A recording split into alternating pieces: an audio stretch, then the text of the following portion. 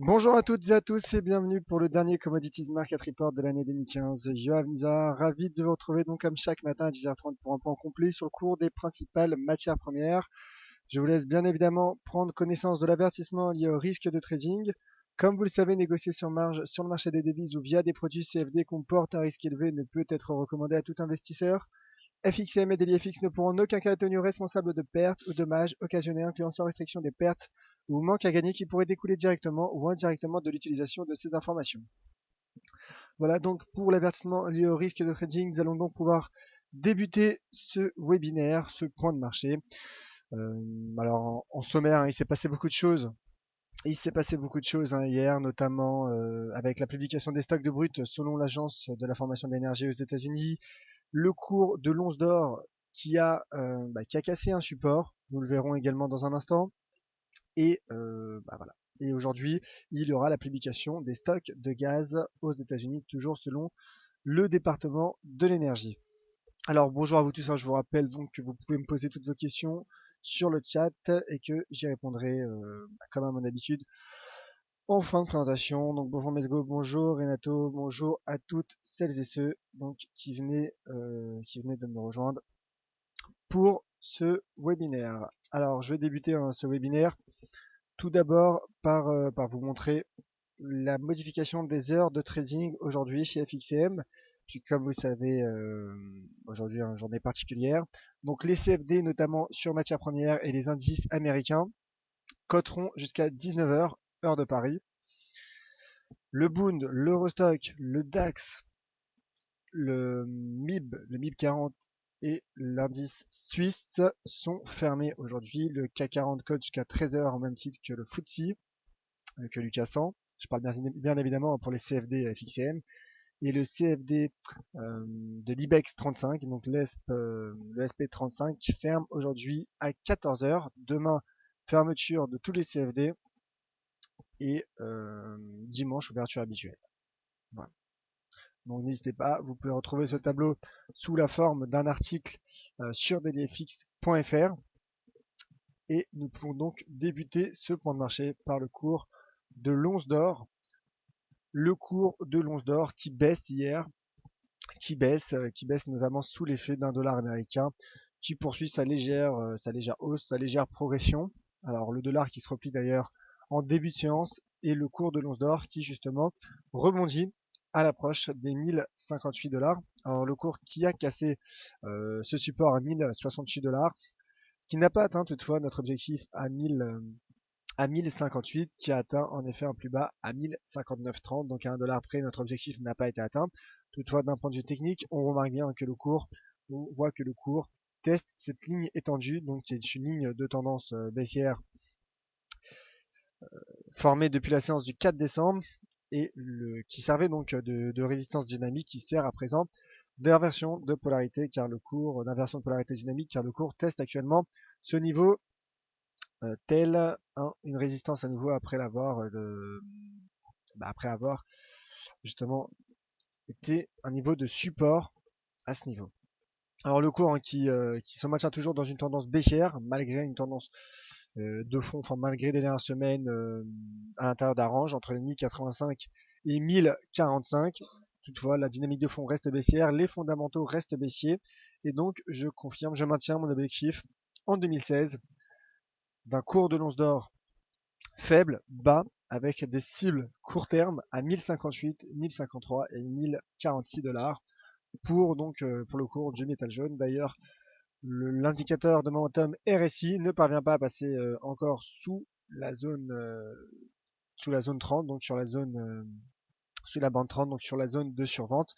Et le cours donc qui rebondit sur cette bande 30. Je vous rappelle que nous pouvons effectuer et faire du chartisme sur l'indicateur RSI. C'est Wallace Wilder lui-même, l'inventeur de l'indicateur RSI, qui l'a dit. Donc voilà pour le cours de l'once d'or qui devrait souffrir en 2016 d'un resserrement monétaire, de la poursuite du resserrement monétaire de la Réserve fédérale des États-Unis et également donc de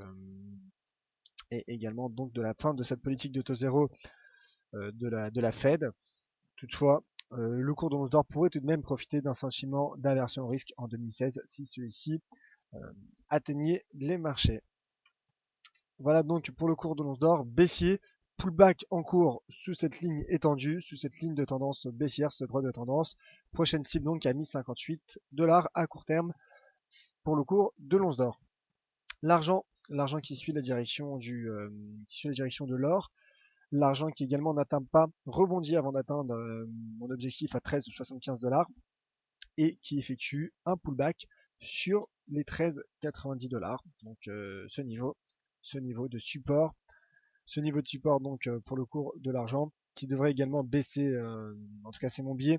J'ai le sentiment que le cours de l'argent pourrait baisser en 2016, qui pourrait être sous pression avec ce resserrement monétaire donc de la Réserve fédérale qui a déjà augmenté ses taux il y a 2 semaines, je le rappelle, pour la première fois depuis près de 10 ans, qui a augmenté donc ses taux directeurs. Pullback sous ce niveau à 13,90, prochaine cible, maintenu à 13,75$. Et en 2016, en effet, j'ai le sentiment que le cours pourrait atteindre les 13$. Le pétrole actuellement, le pétrole à présent, donc le pétrole qui baisse hier, qui se replie, donc qui poursuit, qui reprend sa baisse. Le pétrole qui a été pénalisé hier par 2 événements macroéconomiques. Tout d'abord, la hausse inattendue des stocks de brut aux États-Unis, les stocks hebdomadaires de brut, donc qui sont ressortis en hausse de manière inattendue. Comme vous le voyez donc sur ce calendrier macroéconomique, les stocks de brut qui sont ressortis en hausse la semaine passée aux États-Unis de 2 629 000 barils, alors que le consensus attendait à une baisse de 2 500 000 barils. Et la semaine dernière, je rappelle qu'il y a eu une baisse de près de 6 millions de barils, qui a profité au pétrole d'ailleurs, au cours. Donc le cours qui souffre justement d'une hausse des barils, une hausse de la production inattendue le mois dernier, un stockage inattendu la semaine passée aux États-Unis, et également le cours qui a souffert après les déclarations du ministre saoudien du pétrole, qui a déclaré que l'Arabie saoudite ne comptait pas changer de politique pétrolière dans un futur proche. Donc 2016 pourrait voir des fondamentaux toujours, en tout cas, pourrait voir les pays membres de l'OPEP maintenir leur production, ce qui pourrait mettre les cours sous pression. Toutefois, comme je le disais hier, je maintiens mon objectif à 45$ en 2016 pour le cours du pétrole. J'ai le sentiment que le cours pourrait rebondir. Le cours est à des niveaux très bas et qui pourrait également être soutenu par des tensions géopolitiques, notamment au Moyen-Orient. Le cours donc, du pétrole qui d'un point de vue technique, le cours du WTI, se replie sous les 38 et teste actuellement ses plus bas niveaux de 2008, ses plus bas niveaux suite à la crise de 2008. Et donc le cours se rapproche de niveaux bas, ce qui pourrait donner des points d'entrée de position, des points d'achat, donc notamment à 36,18 ou encore à ce niveau à 34, 33,85. Bien évidemment, comme je le disais, je suis haussier donc sur le cours du pétrole, mais je serai amené à changer d'avis si bien évidemment le cours casserait cette ligne de support dynamique. Voilà. Donc pour l'instant, mon rebond en 2016, c'est mon sentiment. Lucas Oil, donc le Brent qui a également été affecté par ces événements macroéconomiques et qui se maintient toujours au-dessus de ses plus bas niveaux de 2008 à 36,20. Et le cours donc qui est sur un niveau de support, donc cela pourrait être un point d'entrée de position intéressant, en tout cas un pivot à surveiller. Je maintiens mes objectifs à court terme à 37,25. Nous avons également un niveau de résistance à ce niveau à 37,85 et à 39,35, donc 40 à ce niveau. Je pense que dans les prochaines semaines, à moyen terme, le cours pourrait repasser au-dessus des 40$ à moyen terme, bien évidemment, donc en 2016 pour le cours du Brent. Le cours du cuivre qui est en train de franchir ce range, de sortir par le haut de ce range et franchir cette résistance à 2,14$. Le cours qui teste d'ailleurs actuellement cette résistance qui sert à présent de support. Si l'on passe en daily, en données journalières, donc le cours a enfin clôturé hier au-dessus des 2,14, et ce qui n'était plus arrivé depuis la séance du 13 novembre. Et donc, en cas de pullback, un pullback est en train d'avoir lieu d'ailleurs sur le seuil à 2,14$. Un pullback permettrait de viser les 2,20$. pour le cours du cuivre. Donc le cours du cuivre qui se maintient tout de même dans un mouvement latéral, mais qui tente une sortie par le haut.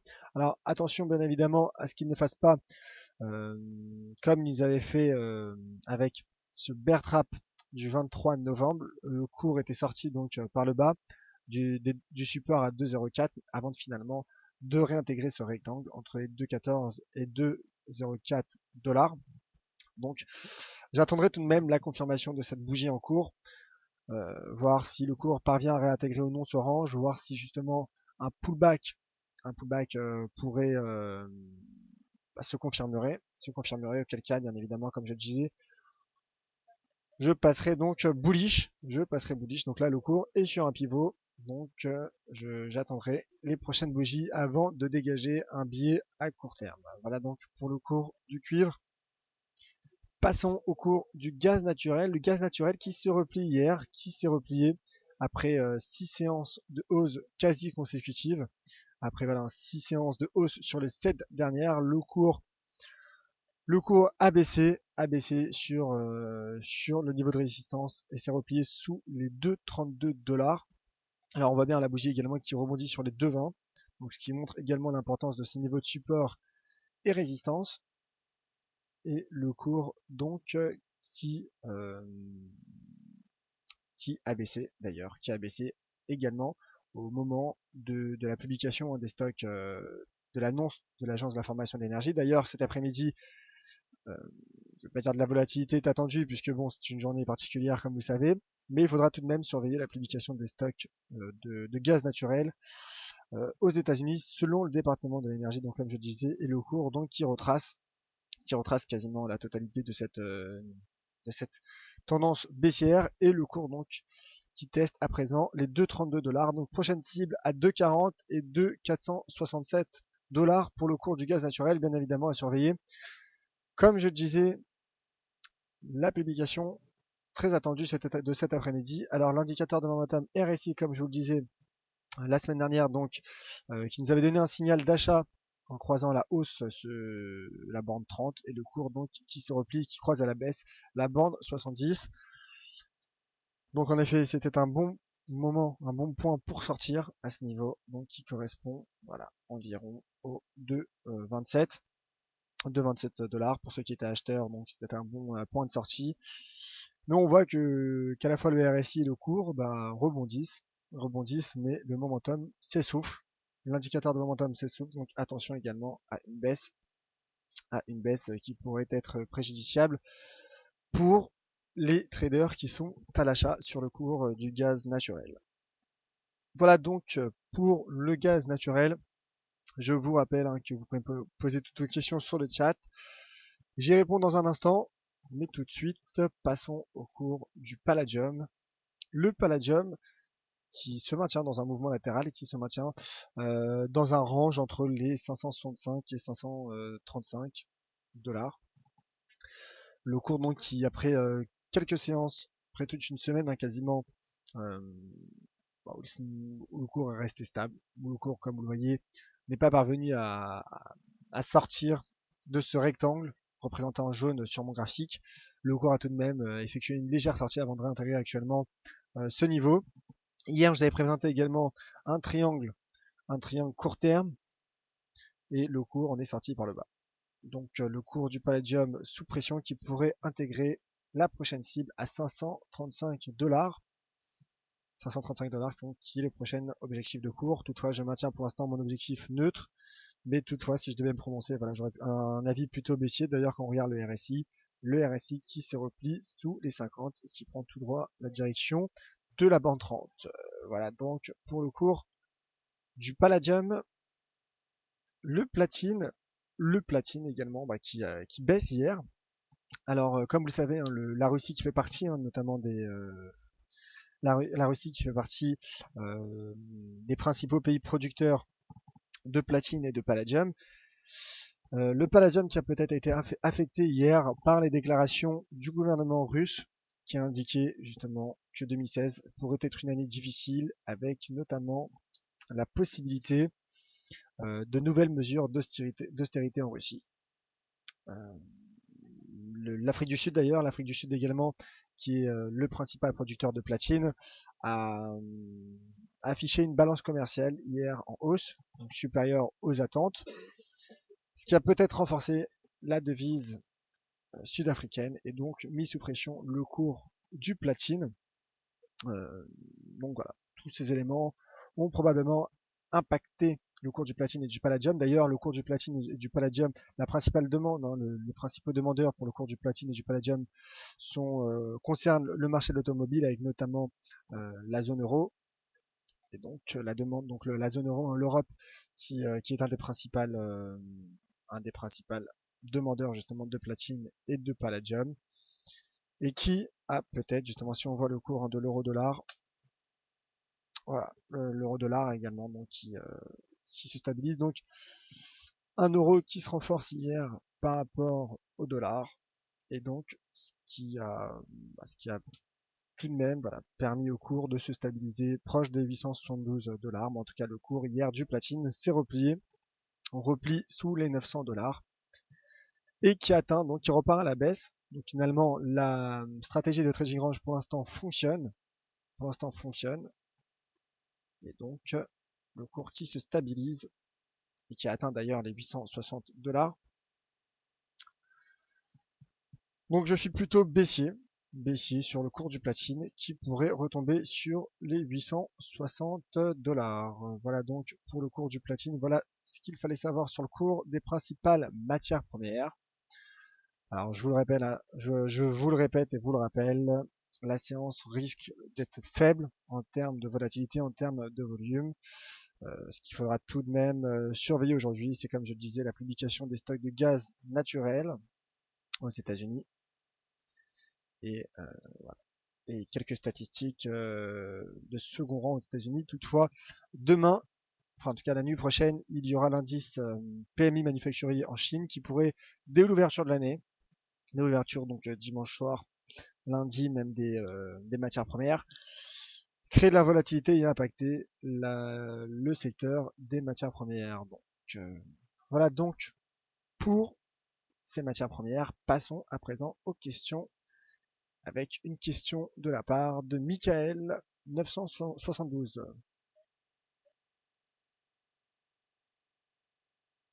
Alors, je n'ai pas très bien compris la question de Michael qui concerne a priori donc le CAC 40. Que se passe-t-il donc si on garde les contrats jusqu'au lundi 4 janvier par rapport au rollover? Donc en effet, hein, aujourd'hui et demain, il n'y aura pas de rollover, puisqu'hier, il y a eu des rollovers quintuples qui prennent en compte le week-end, euh, la journée de mercredi également, et les journées de jeudi et vendredi. Donc c'est la raison pour laquelle, mon cher Michael, il n'y a pas de rollover sur le CFD CAC 40. Je vous remercie, mon cher Michael. Alors je vous remercie à vous tous de votre attention. Ainsi s'achève ce Commodities Market Report, ce dernier Commodities Market Report de l'année. Je vous remercie donc de m'avoir suivi, hein, tout au long de cette année 2015. Le Commodities Market Report qui a d'ailleurs été lancé au cours de cette année, qui a été lancé au mois d'août. Donc je vous remercie à vous tous, hein, vous êtes de plus en plus nombreux à me suivre, à me suivre donc chaque matin à 10h30. D'ailleurs hier, nous avons eu un record d'audience sur le Commodities Market Report. Donc sachez que ça me fait énormément plaisir. J'essaye de vous le rendre chaque jour. Je vous donne rendez-vous bien évidemment en 2016 pour la poursuite justement de ces analyses matières premières. Avant de vous quitter tout de même, une dernière question de la part de Bay30 sur le cours du gaz naturel, Bay31 pardon même, euh, qui demande si j'ai un bon point d'entrée sur le cours du gaz naturel. Alors pour le cours du gaz naturel, comme je le disais, ce qui est intéressant est de suivre l'indicateur RSI, l'indicateur RSI, comme vous voyez, qui est passé sous la bande 30. Donc le risque reste tout de même baissier, puisqu'on voit que l'indicateur de momentum s'essouffle. Il y a également donc les stocks de gaz qui pourraient créer de la volatilité cet après-midi, donc c'est un peu une chance sur deux, je dirais.